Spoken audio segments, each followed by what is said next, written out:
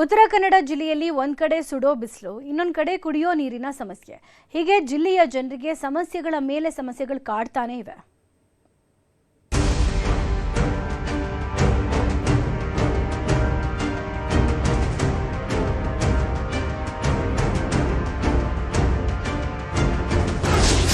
ಬಿಸಿಲ ಮಧ್ಯೆ ಕುಡಿಯೋ ನೀರಿಗೆ ಹಾಹಾಕಾರ.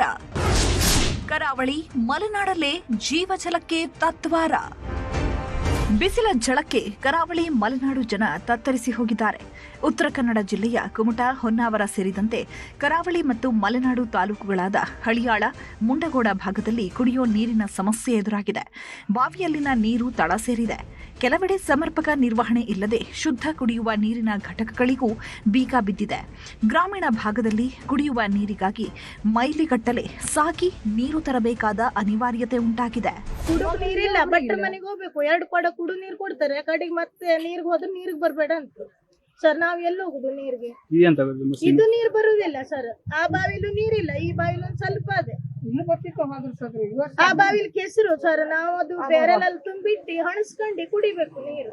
ಅದಕ್ಕೀಗ ಆ ನೀರು ಬಿಟ್ಟಾರೆ. ನಮ್ಗೀಗ ಮನೆಯಲ್ಲಿ ಕುಡು ನೀರು ಬೇಕು ಅಂದ್ರೆ ದುಡ್ಡು ಕೊಡ್ತರ್ಬೇಕು ನಾವು. ಇನ್ನು ಕಳೆದ ವರ್ಷವೂ ಕೂಡ ಜಿಲ್ಲೆಯಲ್ಲಿ ನೀರಿನ ಸಮಸ್ಯೆಯಾಗಿತ್ತು. ಆದರೆ ಮೇ ಅಂತ್ಯದಲ್ಲಿ ಮಳೆ ಆಗಿದ್ರಿಂದ ಅಷ್ಟು ದೊಡ್ಡ ಪ್ರಮಾಣದಲ್ಲಿ ನೀರಿನ ಸಮಸ್ಯೆ ಆಗಿರಲಿಲ್ಲ. ಇನ್ನು ಕಳೆದ ವರ್ಷ ಉತ್ತರ ಕನ್ನಡ ಗ್ರಾಮೀಣ ಅಭಿವೃದ್ಧಿ ಇಲಾಖೆಯಿಂದ ನೀರು ಪೂರೈಕೆಗೆ ತೆಗೆದುಕೊಂಡಿದ್ದಂತಹ ವಾಹನಗಳಿಗೆ ಸರಿಯಾದ ವೇತನ ನೀಡಿರಲಿಲ್ವಂತೆ. ಹೀಗಾಗಿ ಈ ಬಾರಿ ಟ್ಯಾಂಕರ್ ಮಾಲೀಕರು ಮೊದಲು ಬಿಲ್ ಪಾವತಿಸಿ ಅಂತ ಪಟ್ಟು ಹಿಡಿದಿದ್ದಾರೆ. ಈ ಬಗ್ಗೆ ಜಿಲ್ಲಾ ಪಂಚಾಯಿತಿ ಸಿಇಒ ಅವರನ್ನ ಕೇಳಿದ್ರೆ ಬಿಲ್ ಪಾವತಿ ಮಾಡಲಾಗಿದೆ ಅಂತಿದ್ದಾರೆ. ಸುಮಾರು ನಮಗೆ ಇರುವ 8 ಕೋಟಿ ಇರುವ ಪೆಂಡಿಂಗ್ ಇರುವುದರಲ್ಲಿ ಸುಮಾರು 6 ಕೋಟಿಗಿಂತ ಜಾಸ್ತಿ ಬಿಲ್ಗಳು ಪೇ ಆಗಿದೆ. ಈಗ ರಿಮೈನಿಂಗ್ ಅಮೌಂಟ್ ಕೂಡ ಈಗಾಗಲೇ ಮೊನ್ನೆ ನಮ್ಮ ಇಲಾಖೆಯಿಂದ ಮೀಟಿಂಗ್ ತಗೊಳ್ಳುವಾಗ ಅವರಿಗೆ ಕೂಡ ನಮ್ಮ ಮಾಹಿತಿ ಕೊಟ್ಟಿದೆ. ಮತ್ತು ಅಡಿಷನಲ್ ಅಮೌಂಟ್ ನಾವು ಕೇಳ್ತಾ ಇದ್ದೀವಿ. We are very hopeful that ಆ ಅಮೌಂಟ್ ಬರ್ತದೆ. ಪೆಂಡಿಂಗ್ ಅಮೌಂಟ್ ಎಲ್ಲ ಕ್ಲಿಯರ್ ಮಾಡೋಕ್ಕಾಗ್ತದೆ.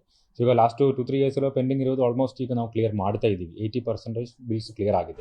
ಬಿಸಿಲಿನ ಜೊತೆಗೆ ಜಿಲ್ಲೆಯಲ್ಲಿ ಕುಡಿಯುವ ನೀರಿನ ಸಮಸ್ಯೆ ಉಂಟಾಗಿದ್ದು ಸರ್ಕಾರ ಸೂಕ್ತ ವ್ಯವಸ್ಥೆ ಮಾಡಬೇಕಿದೆ.